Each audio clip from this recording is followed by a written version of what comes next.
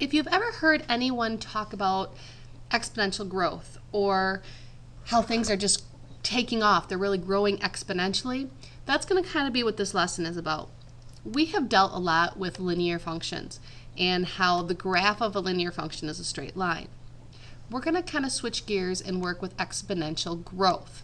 And if you see an exponential, you see exponent. And we've been practicing a lot of the exponent rules, and so now we're going to look at how we can use their graphs and how we can use formulas to help us figure out situations that require exponents.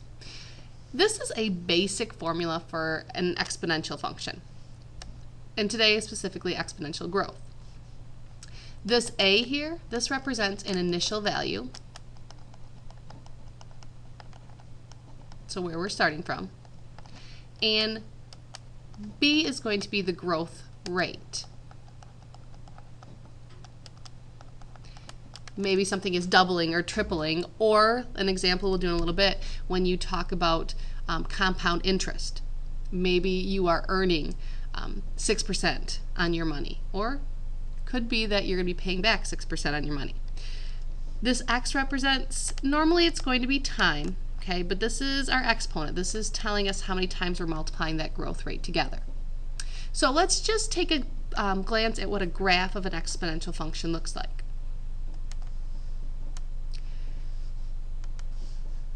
Okay, I'm going to start, we have a very basic, simple exponential function here. Our initial value we'll just say is 1, like there's a 1 in front of the bx here. Notice if our growth rate or our factor is 1, we have a straight line. That's because anything we raise 1 to will be 1. 1 times 1 times 1 times 1, however many times is 1. But watch what happens to our graph here. I'll zoom out a little bit. Watch what happens to our graph as our growth rate increases.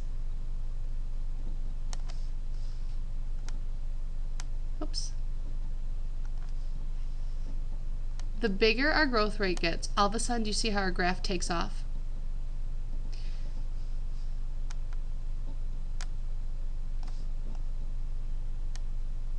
So, if you look at this graph here, it starts very, very slow, and you really can't even tell that it's increasing. And then all of a sudden, it hits the y-axis at 1, and it takes off. That's what they mean by growing exponentially. As our growth factor gets smaller, you can see it's slower growth, and then all of a sudden, boom, takes off. The bigger our growth rate is, the steeper our graph gets. So this is no longer a linear function. Okay, it's called an exponential function. And later when we talk about exponential decay, notice when our growth factor here becomes a number less than 1, that's when it's be going down. Okay, but today we're just going to be worried about those, oops, again the wrong slider here, those figures that are greater than 1. Okay, small growth, and then all of a sudden it explodes. Okay, we're going to look at a little bit different formula. Same type of idea, but the formula is going to look a little bit different. I'll tell you why in a second. It says a quantity is growing exponentially if it increases by the same percent in each time period. So this formula here looks a little bit different, but you're going to see it basically represents the same thing as the formula I just gave you. Y equals A times B raised to the x. In this case, they're using C for our initial amount, T for our time period, and notice right here they have 1 plus R is our growth factor, our growth rate. This formula is good to use when we're talking about money. Okay, again, it's the same thing. We had a initial amount here, C, we just called it A. We just called our growth rate B instead of 1 plus this, and we used X instead of T. Again, this is good to use, this type of formula. It's the same formula, we just switched it up a little bit because it makes it easier when we are dealing with compound interest. And it says the percent of increase is 100 times R. Let's talk about, because this is a percent, let's talk about what that means. It says you deposit $500 into an account that pays 8% annual interest compounded yearly. What is the account balance after 6 years? Okay, just stick with me here for a second. The growth rate, they say right here, is 0.08. That comes from our 8% changing it to a decimal. But when we're growing, we're not just growing the 8%, we're growing the 8% on top of the 500. So this 1 here represents 100% of the 500. The percent of increase is 100. So we're going to get 100% of that 500 plus we're going to get 8% more. Okay? And I'll show you the formula in just a second, but let's kind of work through this problem. We're going to have $500, we deposit that, and we're going to earn 8%. That doesn't mean we just earn the 8%. We earn 100% of the 500 plus the 8%. So after year 1, we'd have $540.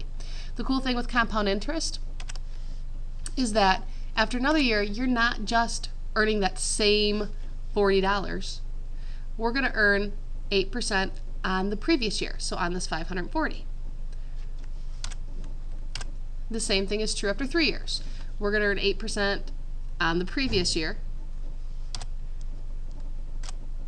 And if you keep going, you can see after 6 years, we would have close to $793, $94. Okay? So if we just think of this in terms of our formula, so this is the same problem. Okay? If we use our formula, we can just plug this information in here. Initial value is 500. Our growth rate is 8%. So we're going to get 1 plus 8%, okay, or 1.08. So the two formulas I've showed you are basically the same thing. A standard formula for exponential growth is y equals a times b raised to the x. If we want to talk more about money, they break it down a little bit differently, and they say y equals c, your initial value, times 1 plus your r, whatever your rate is, raised to the t in time periods. Okay, but we treat them both the same way, whatever formula you're comfortable with. The tricky part is the growth rate, because you have to make sure, since we're growing, you take into account 100% of your initial amount. And that's where this comes from right here.